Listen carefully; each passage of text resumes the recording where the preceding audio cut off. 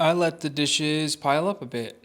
I've been working really hard on a project, and when that happens, when I'm obsessive, I just eat and then throw the dishes on and go. A little weird feeling of shame showing people that. I don't know what that's. I don't know what that is. Um, it's like, oh, I'm a slob, and people know. Maybe people will think I'm a slob. It's like 1% of my mind does that. I know it's like pretty normal. This is everyday shit for people, but I guess because of how cleaning content looks on the internet so much of the time. Hold on, it's freezing. And I guess that's one of the topics I wanted to talk about today was kind of how the two most popular schools of content in terms of cleaning content. I'm pretty sure it seems like that to me, at least the two that I've seen most when I'm like watching this stuff. Neither of them are relatable. Neither of them reflect the real world, basically. One of them is the aesthetic cleaning content.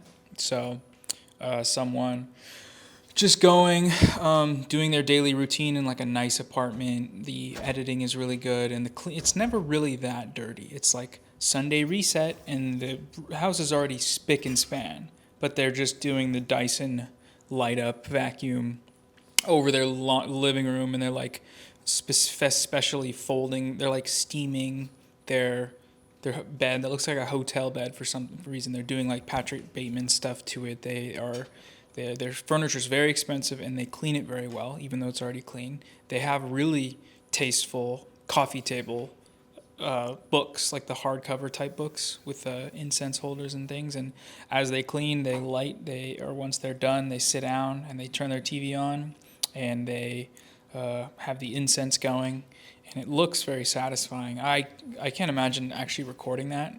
Even though I record this stuff, I don't know, it's embarrassing enough as it is for me to do this. This was the least invasive recording session I've ever had because I just pressed record. But, turning to talk to a camera or having to cut through it for just stuff that I'm doing does feel a little weird. So, based on how aesthetic those videos are, I can imagine it's just a lot of work, and that's no shade. Like I don't know. I've talked about how I really love them. Like watching them.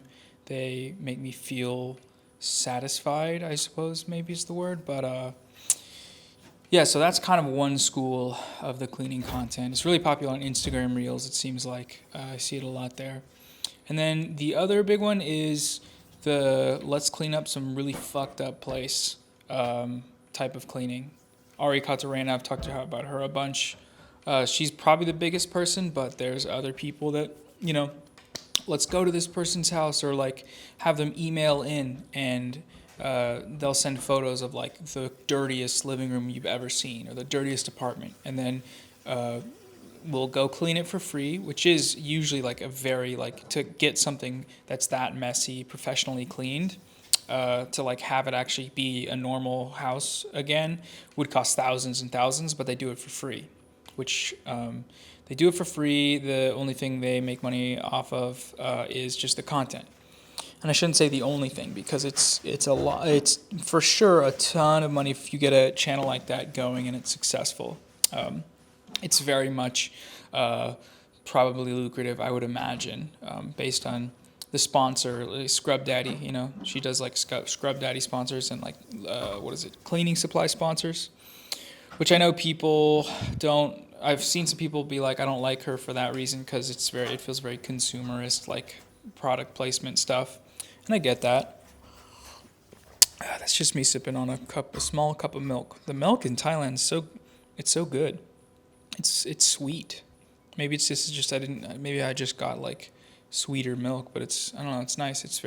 And it lasts long. Just like the eggs, you're allowed to store eggs outside of the fridge here because there's no freak chemicals, or there's less factory farm freak chemicals than in America, which is kind of cool. Another sip. Anyways, yeah. So that content is really lucrative. It's also it's a nice thing, objectively. It's like a Mr. Beast thing. It's like, yeah, you might feel there might be some like guttural negative feeling towards profiting off of like someone who very much is in bad times. Usually they're really depressed. Maybe a family member died, or maybe the person died and someone owns the home, but they haven't been able to clean it.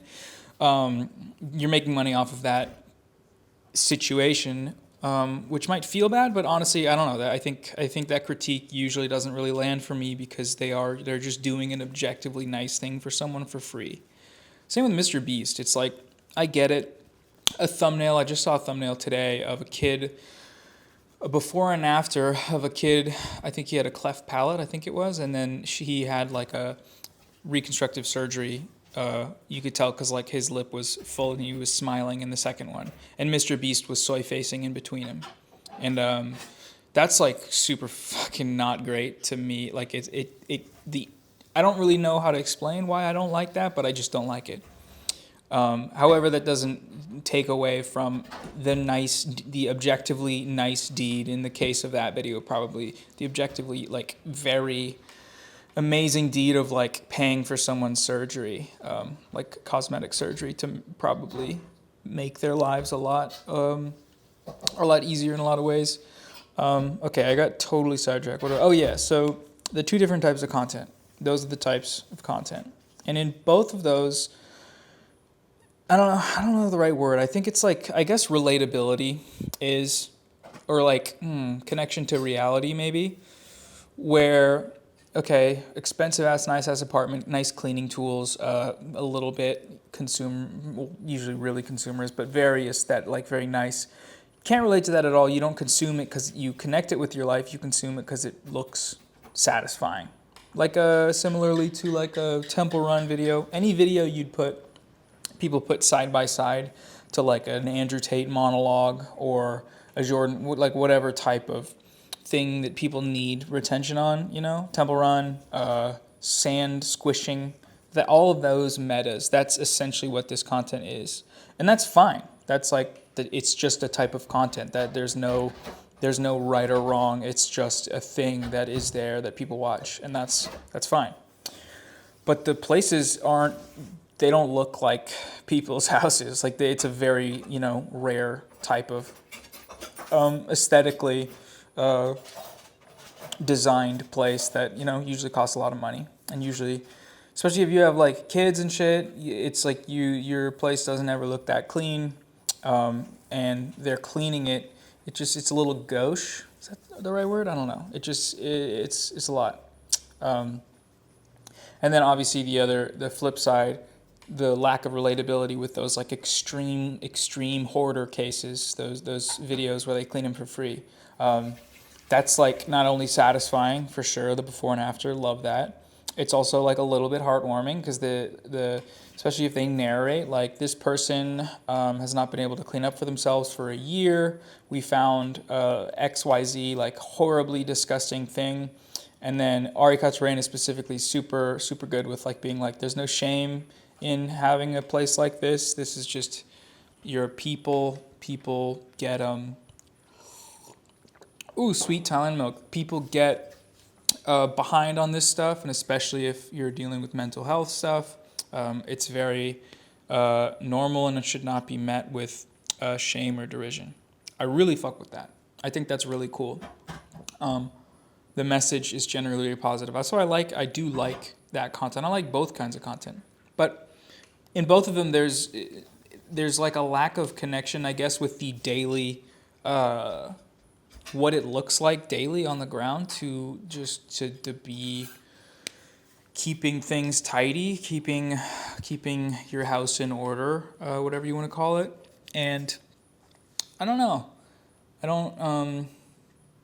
There's probably channels out there that do that. I'm sure there are, that I just have overlooked because I don't watch like a super big variety of that. But I guess it makes sense, the fact that those types of videos would go viral because be like the dominating type of content, because they are very satisfying, entertaining, all the good things, qualities I just said, and it's way less sexy. Like this video I'm doing right now, I'm just doing the dishes. I'm literally just doing the dishes. I'm doing them very slowly. I played the time lapse at the start to give a tiny taste of the type of aesthetically pleasing stuff you see that's really popular, but that's like 1%. of what they can give you. You know, they give you it every day, every other day, deliciously put together. I'm just like, hey, I used the rate stretch tool and squeezed it down to 15 seconds, and there you go. Enjoy. But I don't know. It's this is literally just me kind of like thinking through out loud the type of content demographic that I'm going for. I'm such a YouTube demon, man. Like I wish I don't know, I think about lots of different things, but sometimes I think about things that are annoying. I guess just there also is that feeling though that like, yeah, that other content isn't relatable, but am I only noticing that because I like want to break into the relatability market because I want to be like, I'm just like you, and like look into the camera as like just some shithead YouTuber. You know, I don't know. Maybe. Maybe, but ultimately no, because I still do my chores and I still have to do them. And I guess like what would disqualify me from, what would put me in that position would I think be like if I had a maid or housekeepers, which I'm sure a lot of YouTubers have.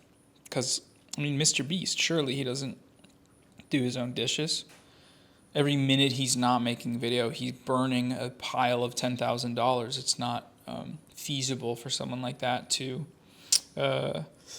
waste that much time. It's like Taylor Swift flying her private jet to her neighbor's house or whatever. It's like, yeah, she could walk, but it's also quicker to fly the jet. Maybe like to the grocery store, not to the neighbors, but to the grocery store, fly the jet and fly back will save you a lot of time, a lot of money if you're Taylor Swift. Because actually, I don't know though, because Taylor Swift's just like a singer. It's like, is every day, every minute of every day, her grinding on lyrics? No, probably not. Actually, definitely not. Art isn't really like that, I don't think. So why the fuck is she taking that private plane everywhere? Jesus. Of all the people, Mr. Beast, I would get it, 100,000%. Pollute the shit out of the world because you, of all people, you deserve it. You've earned it. No, I'm just kidding. But in terms of like the logistics of it. But when you're a billionaire, you know, why would you want to wait? Don't wait. Do everything now. Let the world burn. Some country singers just want to watch the world burn. Is Taylor Swift a country singer? No, I don't know. I've never heard a single Taylor Swift song. And that's not even like a badge of honor thing. Well, actually, okay, it is. It is. I lied. It is ever since all the discourse I've been seeing. But also, it's just like, yeah, I don't want it. No, I don't want it. I haven't been doing a chore commentary this video, so let's look at this. Let's see what we're doing. We're cleaning a pan, or one of the woks.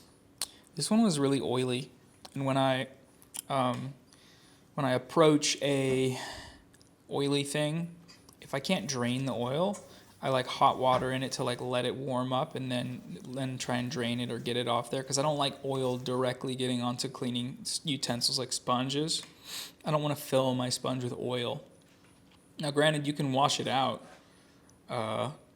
It just is harder and it'll stay there longer, and I would prefer not to do that. So having, like, I've showed my 3-brush system at home, which is there's one brush for like fucked up, like the, you know, scrubbing the barbecue or like scrubbing the sink. There's another brush for heavier stuff, as like oil or grease, you know, stuff that you don't want stuck in your sponge. And then there's a sponge, which is just for, you know, the regular dishes, the not so chunked on dishes, and it'll really polish them up. It'll really clean them down to the microbials. I like that system, but I'm at an Airbnb. I've mentioned that here and there, but being in an Airbnb, I've already gotten some cleaning supplies, but I don't want to pimp the place out because I'm here for a month, and I don't know. It just feels giving property owners labor, kind of. So I'm just taking the hit on the sponges. They left a fuck ton of sponges though, so it should be fine. Well, how's it going? How are you? How are you doing? Just released a new video. Is this still recording? Just released a new video on this channel. This is what the left needs. I'm kind of clickbaiting it a little bit. I don't feel bad about it though because, okay, I don't think it's clickbait. Well, hear me out, right?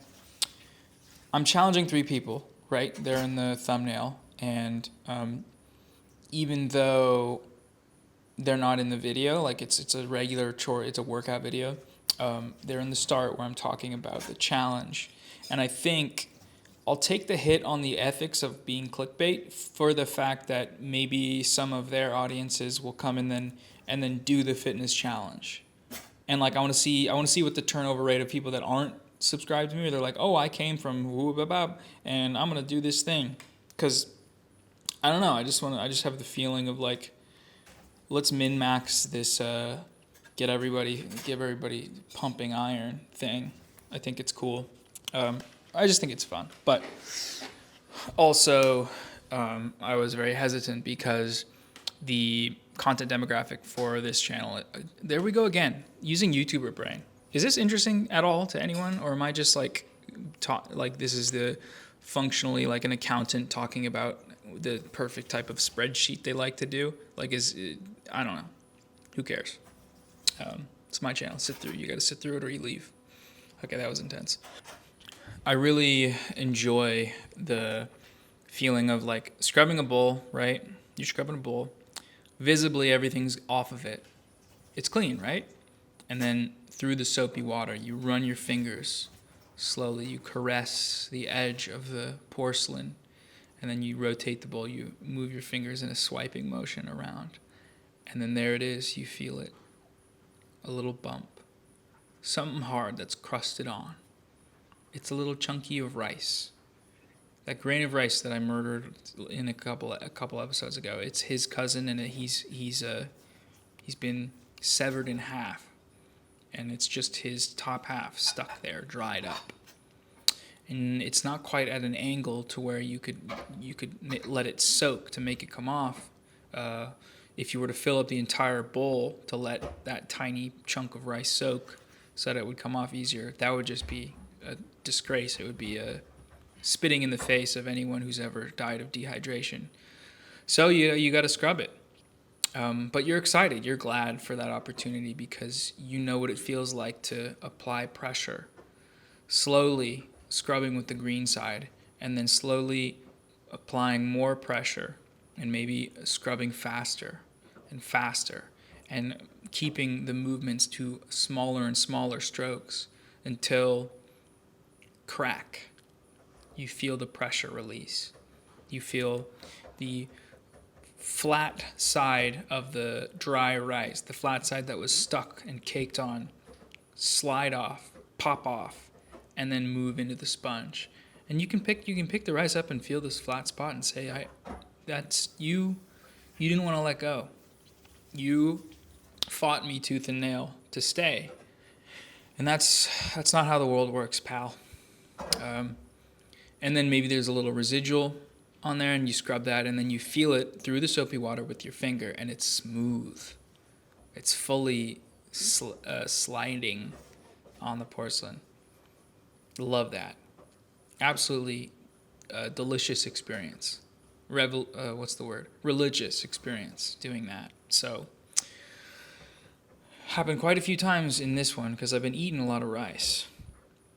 Why is there so much left in this video with no dishes left? Oh, I think because I spent a lot of time cleaning the counter, which you can't really see. It was juicy. By all means, it was juicy, but I don't think you can catch it from here. But let me see. Let me zoom in on the software. Okay, you can see some of it, but mostly it's actually not even all fully the counter cleaning. It's a couple of pots.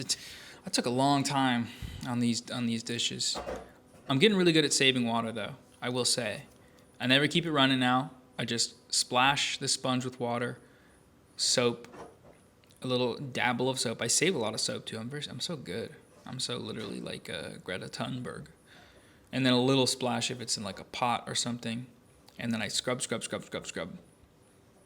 it makes a lot more sense than the constant running, even though it is. Actually, let me think about this. I thought the rationale before was a little bit of trickle consistently is going to save more water than like big splashes to, rinse stuff off. And I don't actually think that's true anymore because running while you're actually scrubbing is a problem. Because you just don't need to be doing that. You scrub, and then rinse it. Also, this sink is a little touchy. Like, I don't even think I could do a slow faucet. Okay, watching back, no, it's not bad. It's not too bad. My rationale for this type of format was it just lets me, or it forces me to do my chat task all the way through. Because if I'm recording with my phone, first of all, I can't stop and use my phone because it's being used for recording. But secondly, I don't want to just take up space on my phone while I'm recording nothing because I'm doing something else. Like, it's like you are on camera, you have to finish this. You don't have to, but you may as well just do it all the way through. You got nothing better to do with your damn life.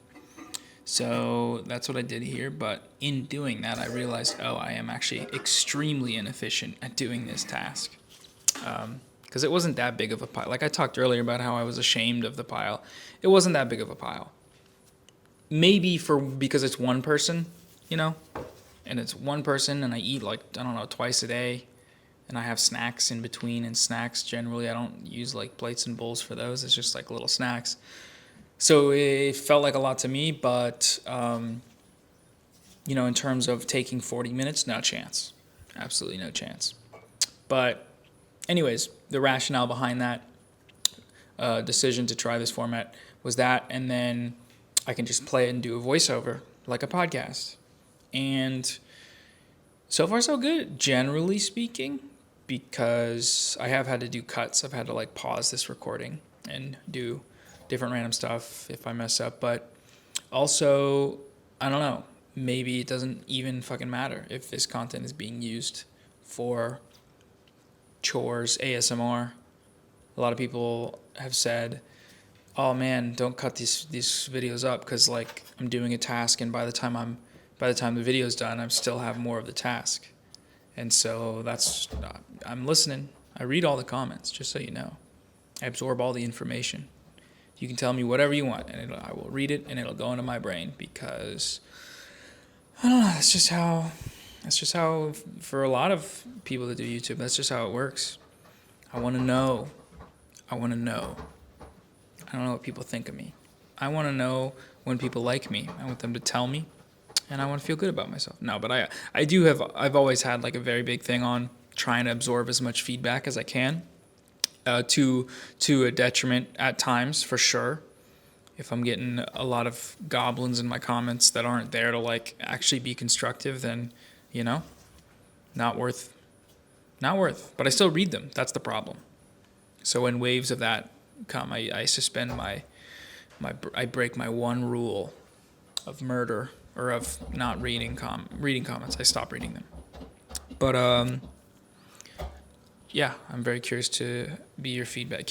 Like, all of that is to say, I'm curious of how this type of version works. Cleaning the walk.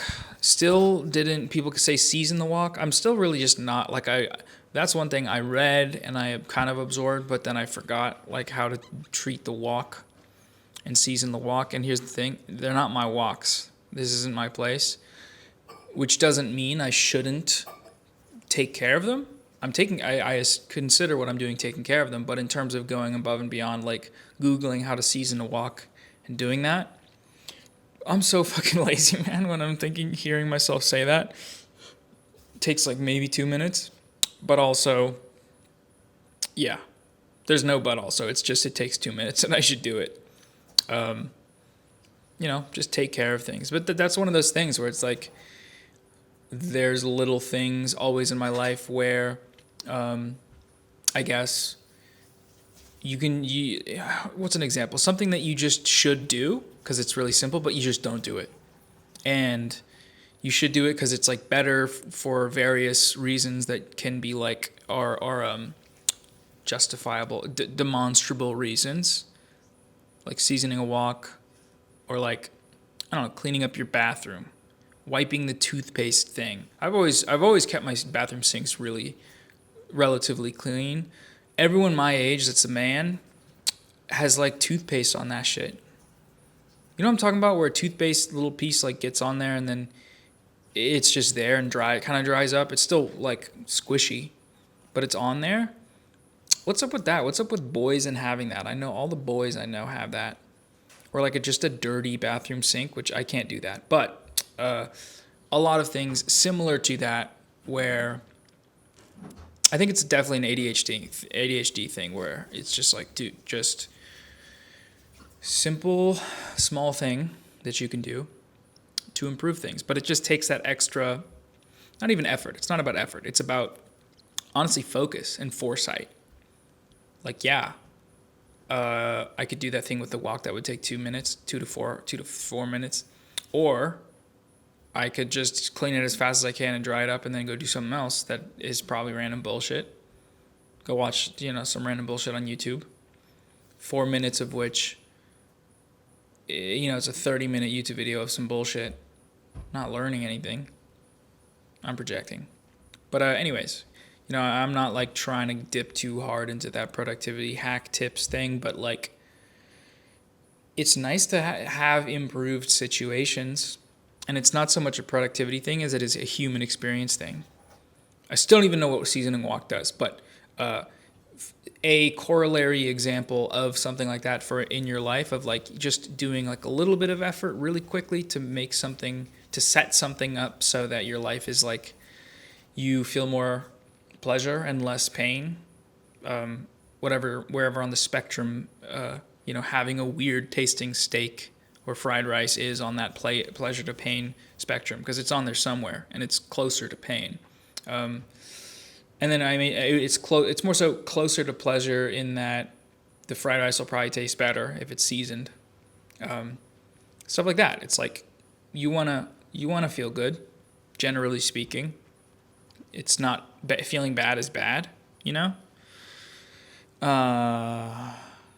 except for like exercising.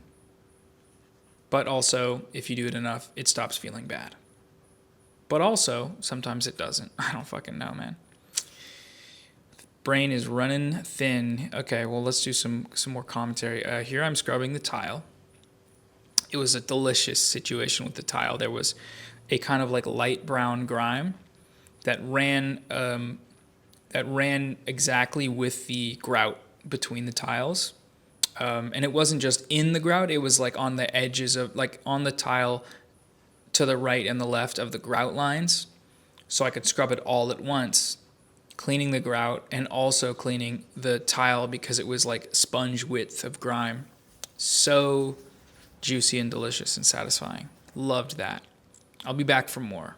I'll make sure that thing is fully clean because it's like damn near close right now after me doing this, but I'll be back to eat the leftovers tomorrow. This is me putting takeout in the fridge.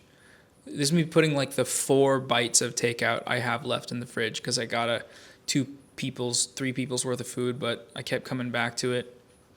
That's what I do when I binge eat. I just like get takeout, eat all of it except for like a burger bun, put it in my fridge like, I'm smart. I'm kind of like a hunter-gatherer in the sense that I'm portioning my food for a long winter and then I eat the burger bun an hour later because I want my taste buds to be scraped with delicious foods and tastes and aromas. That's all it is when you're binge eating. Just rubbing stuff on your taste buds so they can like temporarily torque on the food, and then once it's over, it's over. That's it. So anyways, the video just went up today. It was about the workout challenge thing. If you haven't seen that, or if you don't plan on it, just, I don't know. It's fine. but I do want you to hear about it. It's a workout challenge. You post on your Instagram story doing some shit for 5 minutes, and then you use hashtag fitness challenge. And it could be fun if you want. I'm also curious to see what people think of the other video. Okay, we are ending now. I'll see you later. Bye. See ya. Bye. I think, right? Bye? Okay, yeah, bye.